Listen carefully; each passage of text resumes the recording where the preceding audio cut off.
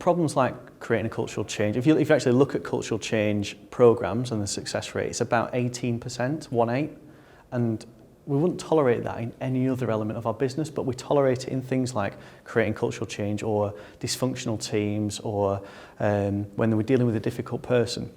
And one of the reasons that we've really focused in on that is when you ask people to describe the major problems they face in their working role, they tend to talk about this thing being a long-standing issue, that people have different opinions on what caused it, that it's emotionally draining, that they seem to be resistant to change. And the metaphor we use is that of pig wrestling, that people, when they're tackling these messy problems, they feel like they don't get anywhere with them, and actually they just feel like they get themselves covered in muck and unable to navigate out of it. So we work with companies to understand how they can go through what we call problem cleaning.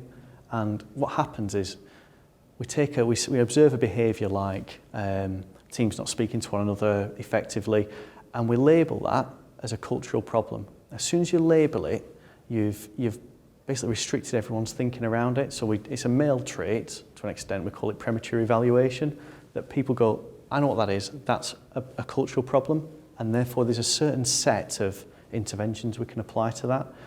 We don't buy into that. So we know the only thing we do know about problems when they're stuck is that the person's tackling the wrong problem.